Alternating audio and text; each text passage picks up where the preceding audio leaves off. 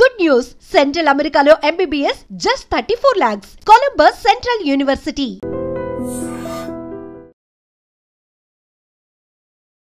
నమస్కారం, welcome to I dream. ధర్మ మార్గం విత్ విజిత కార్యక్రమానికి స్వాగతం.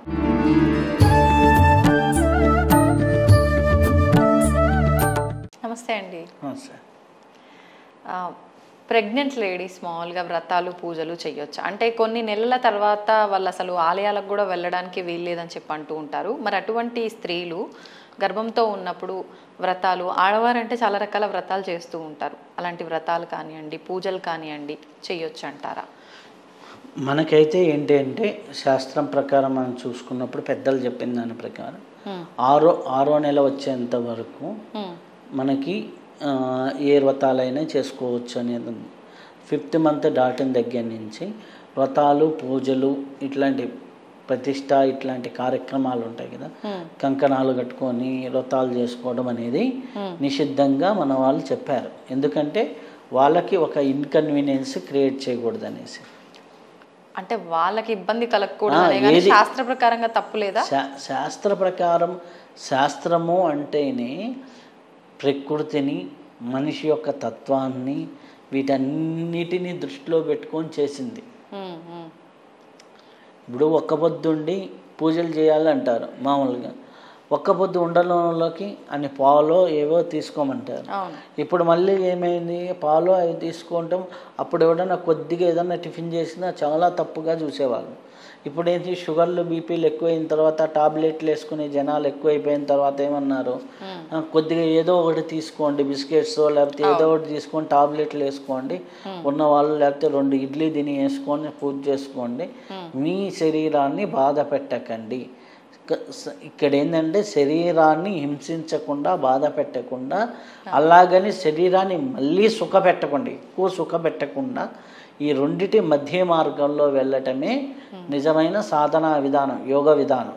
కాబట్టి ఆ రెండిటిని ఎప్పుడైతే మనం బ్యాలెన్స్డ్గా వెళ్తామో అప్పుడు చాలా బాగుంటుంది జీవితం. ఇక్కడ ప్రెగ్నెంట్ లేడీస్కి కూడా ఏంటంటే 6వ నెల వరకు హ్యాపీగా కొన్ని కార్యక్రమాలు చేసుకోవచ్చు.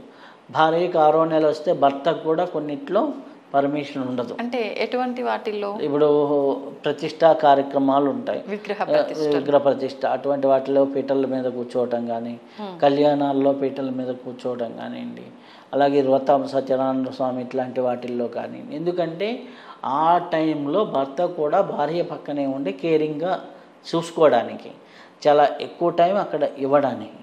సో ఇది ఒక విధానం. అయితే ఇంకొక విధానం ఏంటి అంటే, ప్రెగ్నెంట్ లేడీస్ ఎంతో కొంత శ్రీరామ జపం కానివ్వండి, మంచి విషయాలు వింటూ ఉంటాం, భాగవతం లాంటిది వింటూ ఉండటం, లేకపోతే ఓపికంటే భాగవత పారాయణ. పూర్వకాలంలో ప్రెగ్నెంట్ లేడీస్ ఉంటే ఎవరో ఒకరి పంతులు గారిని తీసుకొచ్చి భాగవతం కథలు చెప్పించేవాళ్ళు. ప్రతిరోజు ఒక నెల రోజులో ఏమో భాగవతం మొత్తాన్ని ఎక్స్ప్లెయిన్ చేసేవాళ్ళు.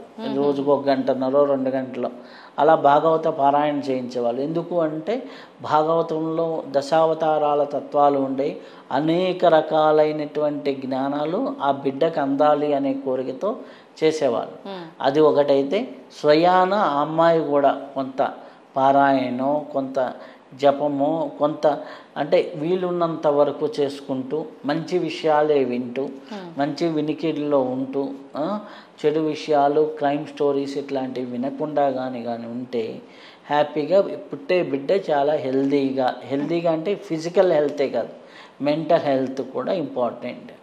సో మనకి శాస్త్రం ప్రకారం ఏంటంటే 70% పెంపకం అనేది తల్లి గర్భంలోనే అయిపోతుంది. తర్వాత 7వ సంవత్సరం వరకు మనకి 90%, 14వ సంవత్సరం వరకు 100% పూర్తి అయిపోతుంది. ఈ ఫస్ట్లో తల్లి గర్భంలోనే మనకు ఉండేటటువంటి లక్షణాలన్నీ కూడా, వాడు రజో ప్రకృత లేకపోతే తమో ప్రకృత అనేటటువంటి, ఎక్కువ ప్రెగ్నెంట్ లేడీ నిద్రపోతూ ఉందనుకోండి, పుట్టినవాడు బద్ధకస్తుడిగా పుడతాడు. ఎక్కువ యాక్టివ్గా ఉండి ఏదేదో క్రైమ్ స్టోరీస్ ఇవన్నీ చూస్తూ ఇట్లాంటివి ఉన్న వాడు రజో ప్రకృతితో పుడతాడు. వాడు మంచిగా ఆధ్యాత్మికపరమైన విషయాలు, కొంతసేపు ధ్యానం గురించి, కొంతసేపు ఇట్లా భాగవతం గురించి ఇట్లాంటివి వింటూ పుట్టినవాడు వాడు సత్వగుణంలో పుడతాడు. వాడు సత్వగుణంలో పుట్టినవాడు తల్లి మాట వింటూ ఉంటాడు. హ్యాపీగా తల్లిదండ్రుల మాట విని శుభ్రంగా చదువుకొని వాళ్ళు అనుకున్న పద్ధతిలో వెళ్తూ ఉంటాడు సత్వగుణంలో. రజోగుణంలో పుట్టాడనుకోండి, ఏంటి, మీరు రజోగుణంలో పుట్టిన పిల్లల్ని చూడండి, అదిగొమ్మ ఆంటీ వచ్చింది చాక్లెట్ నేను ఇవ్వ అంటారు. తమో గుణంలో ఈ చాక్లెట్లు తీసి జోబులో పెట్టుకుంటే వాడు తింటే పక్కనోడికి పెట్టాడు, అర్థమైందా? అలాగే సత్వగుణంలో ఉన్నాడు అనుకోండి, ఇదిగో నీకోటి నీకోటి నీకోటి అని పంచుతూ ఉంటాడు, దాన్ని పంచుతూ ఉంటాడు. అబ్బాయి ఈడు ఎంత మంచోడు రానగానే వాడి మీద కొంత పాజిటివ్ అటెన్షన్ చిన్నప్పటి నుంచి పడుతూ ఉంటుంది సత్వగుణం. అది 7 ఏళ్ల లోపల ఏమవుతుంది, పెరిగి పెద్ద అవుతుంది. ఒరే ఈడు మంచోడు, ఈడి పద్ధతి అయినోడు, ఒక ముద్రలు ఆల్రెడీ వాడి బ్రెయిన్లోకి ఎక్కిస్తారు. వీడి కోపం ఎక్కువరా, అంత లేడు కానీ అంటూ ఉంటాం చిన్నపిల్లలు. వాడి కోపం ఎక్కువ, వాడికి చికాకు ఎక్కువ, చిన్నప్పటి నుంచి వాడు అంతే అనమాట. ఇది అంతా ఎక్కడి నుంచి వచ్చింది? ఈ లక్షణాలన్నీ కూడా వాడి యొక్క తల్లి గర్భంలో ఆ టైంలో ఉన్నటువంటి ఇదనమాట. ఓకే, నేను ఒక అమ్మాయికి ఇట్లానే వస్తే ఆ అమ్మాయికి ఒక లక్షణం కావాలని ప్రయోగంలాగా చేయించాం అనమాట. ప్రయోగం పుట్టబోయే పిల్లలు ఏం లక్షణం కోసం, ఏం లక్షణం అంటే ఆ అమ్మాయి రోజు ఇట్లా ముక్కు పెట్టుకొని బ్రీతింగ్ చేస్తూ అంటే బ్రీతింగ్ ఎక్సర్సైజ్ చేస్తూ ఉంటే ఇట్లా పట్టుకొని చెయ్యి, ఇట్లా పట్టుకొని చెయ్యి, ఇట్లా పట్టుకొని చెయ్యి అని కొద్దిగా అమ్మాయి ఇట్లా వెరైటీగా పట్టుకుంటుంది అనమాట ముక్కుని. ఇట్లా 5 వేలతో, నాకు కూడా రాదు, వెరైటీగా పట్టుకుంటుంది ఆ వేలతో. ఇట్లా పట్టుకుంటూ ఉంటే అట్లనే చెయ్యి అన్న. పుట్టగానే వాడికి కూడా అదే లక్షణం వచ్చింది. అంటే వాడు ముక్కు పైన చేతులు పెట్టుకుంటున్నాడు, ముక్కు పైన అట్లానే అదే ఏ వేళ్ళు అయితే మదర్ టచ్ చేసి ఆ ప్రాణాయామాలు చేసిందో అవే వేళ్ళతో టచ్ చేస్తున్నాడు. అర్థమైందా? వాడికి గట్టిగా గాలి పీల్చాలని ఏం తెలుస్తుంది, అర్థమైందా? అలాగే కొంతమంది గాయత్రి జపాన్ని, గాయత్రి మంత్రాన్ని వింటూ లేకపోతే పలుకుతూ చేస్తూ ఉంటారు. వాళ్ళు పుట్టంగానే హై మెచ్యూరిటీ ఉంటుంది వాళ్ళల్లో. అలాగే కొన్ని యజ్ఞాలు ఉంటాయి, యజ్ఞ కార్యక్రమాలు చేసుకుంటే మంచిది. పుంసవన సంస్కారం ఇట్లాంటివి కానీ మంచి డివినిటీకి సంబంధించిన విషయాలు, అటువంటి విషయాలు ఉండాలి. ఇప్పుడు మనకి రామాయణంలో చూస్తే లవకుశలు చివరి మూమెంట్లు ఎక్కడున్నారు, వాల్మీకి ఆశ్రమంలో రామాయణాన్ని మొత్తాన్ని ఇంటూ చివరిలో ఇది ఉంటుంది. అది మనకేంది, ఏదో ఎవరు అన్నారు అనేసి పంపించాలి, ఇట్లాంటివి ఉంటాయి. నిజంగా సీతా అమ్మవారు కోరిక మేరకి వాల్మీకి దగ్గరికి వెళ్తుంది, అప్పుడు ఆ యొక్క ఇది అనేది జరుగుతూ ఉంటుంది. సో ఇట్లాంటిది మనకి ఏదైతే ఉంటుందో ప్రతి ఒక్కడు, మనకి అభిమన్యుడు చరిత్ర మన దగ్గర ఉంది, లవకుశల చరిత్ర మన దగ్గర ఉంది. అలాగే ప్రతి ఒక్క మహానుభావులు పుట్టినప్పుడు కానీ, మంచి సద్బుద్ధి కలిగిన పిల్లలు పుట్టినప్పుడు కానీ వాళ్ళ విధి విధానాలు చేసుకోవాలి. కొన్నిటికి రిస్ట్రిక్షన్స్ ఇచ్చారు ప్రెగ్నెంట్ లేడీస్కి. ఆ కొన్నిటికి ఏంటంటే ఏదైతే ఎక్కువ మందితో కూర్చొని చేసేవి, ఎక్కువ జనాల్లో ఉండేవి, ఎక్కువసేపు కూర్చోబెట్టేది, ఎక్కువ నియమనిష్టలతో ఉండేది, ఇవన్నీ ఏవైతే ఉన్నాయో వాటిని ప్రెగ్నెన్సీ లేడీస్ వద్దమ్మా, 4-5 నెలల వరకు ఓకే, 5 నెలలు దాటిన తర్వాత అసలు వద్దు అని నిషిద్ధం కింద మన శాస్త్రంలో పెట్టడం జరిగింది. కాబట్టి శరీరానికి సంబంధించి ఆల్రెడీ మనకి ఇబ్బంది కలగకుండా ఉండాలి అనే కాన్సెప్ట్తో జరిగినవి తప్పితే నిజానికి వాళ్ళ పరిస్థితులను బట్టి అనుసరించవచ్చు.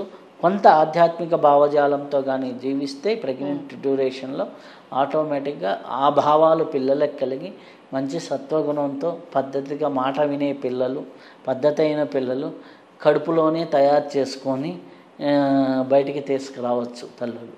ఇప్పుడు అంటే వాళ్ళు పూజల్లో పార్టిసిపేట్ చేయొద్దన్నారు, ఇంట్లో వాళ్ళు ఏమన్నా ఇలాంటి పూజా కార్యక్రమాలు అలాంటివి ఉంటే ఇంట్లో వాళ్ళు చేసుకోవచ్చా? వాళ్ళ గర్భంతో ఉన్నప్పుడు, ఇంట్లో కోడలు గర్భంతో ఉంది, ఇంట్లో వాళ్ళ అత్తమామలు అట్లా వాళ్ళు ఏమైనా పూజా కార్యక్రమాలు బ్రహ్మాండంగా చేసుకోవచ్చు, వాళ్ళు చేసుకోవచ్చు. కొన్నిట్లో భర్తకి రిస్ట్రిక్షన్స్ ఉంటాయి కానీ ఇంట్లో ఏవైనా కార్యక్రమాలు బ్రహ్మాండంగా చేసుకోవచ్చు. హ్యాపీగా ఆడబడుచులు ఉంటే చేయొచ్చు, తోడి కోడళ్ళు ఉంటే చేయొచ్చు, హ్యాపీగా చేసుకోవచ్చు, ఇబ్బంది ఏమీ లేదు. మంచి మంచి వ్రతాలు, మంచి మంచి కార్యక్రమాలు చేసుకుంటూ ఉంటే చాలా మంచిది. అలాగే ఎప్పుడు ఇంట్లో ఉన్నంతసేపు కూడా ఆధ్యాత్మిక వాతావరణం లేదా మంచి వాతావరణం, మంచి విషయాలు, పనికొచ్చే విషయాలు పంచుకుంటూ ఉంటే ప్రెగ్నెంట్ లేడీకి చాలా బాగుంటుంది. అలాగే పనికి వచ్చే విషయాలు కాకుండా కొన్ని అనవసరమైన విషయాలు ఉంటాయి, రాజకీయాలకు సంబంధించిన ఇటువంటి ఉండే రజో ప్రవృత్తి కలిగిన విషయాల్ని తగ్గించుకుంటూ సత్వగుణం ఉన్నటువంటి వాటిని పెంచుకుంటూ ఉంటే పుట్టబోయే వాళ్ళు సత్వగుణ సంపన్నులుగా అత్యున్నతమైనటువంటి గుణగణాలతో కలిగిన వాళ్ళుగా పుడతారు. ఎప్పుడైతే గుణగణాలు బాగుంటాయో, ఎప్పుడైతే ఆనందంగా ఉంటాయో వాళ్ళ వల్ల పెరిగేటప్పుడు ఇబ్బంది లేకుండా ఉంటుంది. అంటే దీనికి ఇంకా ఎగ్జాంపుల్ చెప్పాలి అంటే, మొన్న నా దగ్గరకు ఒకరు ఆస్ట్రాలజీకి వచ్చినప్పుడు వాళ్ళ అబ్బాయి ఉన్నాడు. ఆ అబ్బాయి 24 ఏళ్ళు మంచి గవర్నమెంట్ ఉద్యోగం వచ్చింది. గవర్నమెంట్ ఉద్యోగం వచ్చింది, సింగిల్ పేరెంట్, మదరే పెంచారు. ఫాదర్ ఎప్పుడో చిన్న వయసులో యాక్సిడెంట్లో వెళ్ళిపోయారు. సో మదర్ పెంచారు. అబ్బాయికి ఒక చెల్లెలు, సిస్టర్ ఉంది, మదర్ ఉంది. మా అబ్బాయి ఏంటి మొండి అనమాట. ఆ అబ్బాయి నా శాలరీ నాకే అంటాడంట. ఇంట్లో ఇప్పుడు అన్ని రోజులు వాళ్ళ మదర్ పెంచి ఏదో కుట్టు మిషన్ కుడుతూ పెంచినప్పుడు ఆమెకి అండగా మొదటి నుంచి కొద్దిగా మొండిగానే ఉండేది. ఈ మొండి లక్షణం ఎక్కడి నుంచి, నేను ఆమెను అడిగా, ఈ మొండి లక్షణం ఎక్కడి నుంచి? మీ అత్తతో నీకు పెళ్ళైన కొత్తలో బాగా గొడవలు అయ్యాయి కదా, మీరు మాట వినకుండా ఎదురుగా ఉన్నారు కదా. అబ్బలే చెప్పారు మీరు జాతకం అంది. ఎందుకంటే వీడి లక్షణాలు బట్టి అది చెప్పొచ్చు. ఎందుకు చెప్పంటారా, ఆమె అప్పుడు అలా బిహేవియర్లో ఉంది, మాట వినని స్వభావంలో ఆవిడ ఉంది, అనుకోలేని స్వభావంలో ఆవిడ ఉంది, అత్తగారి ముందర మామగారి ముందర. ఆ మొండితనం అనేది ఆ ప్రెగ్నెంట్గా ఉన్నప్పుడు ఆమె బిహేవ్ చేసుకుంటూ వచ్చింది కాబట్టి ఆటోమేటిక్గా ఇదే ఇక్కడికి వచ్చింది. అదే కర్మ అంటే ఏంలే, ఆడ చేసింది 1 సంవత్సరం, ఆ 1 సంవత్సరం అనుకువగా ఉంటే ఇటు పుట్టిన తర్వాత జీవితాంతం నీకు అనుకువగా ఉంటాడు. ఓకే, అందుకని ప్రెగ్నెంట్ లేడీస్కి మనకి కార్యక్రమాలు అంటే శ్రీమంతం చేసిన, పుంసావన సంస్కారం చేసిన, 10 మంది వచ్చి ప్రెగ్నెంట్ లేడీకి పసుపు కుంకాలు ఇచ్చి చీరలు పెడుతున్నాయి. ఎందుకంటే ఎవరన్నా వచ్చి కొత్త చీర పెట్టంగానే లేడీస్కి ఏంది ఒక చీర, ఒక గాజులో కొత్త చూడంగానే అబ్బా అని ఆనందం ఉంటుంది. వీలైనంత వరకు ఆ సంతోషం, ఆనందంగా ప్రెగ్నెంట్ లేడీ ఉంచడానికి కారణం ఏంటంటే ఆ సంతోషం లోపల ఉన్న బేబీకి అంది ఇంకా హెల్తీగా తయారవటం, వాడు పుట్టుకతో కూడా హ్యాపీ చైల్డ్గా పుట్టడం అనేది ఉండటం అనమాట.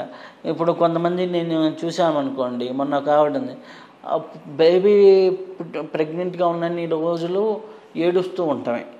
ఆవిడ యుఎస్లో స్ట్రక్ అయ్యారు, ఏదో వీసా ప్రాబ్లము అనమాట.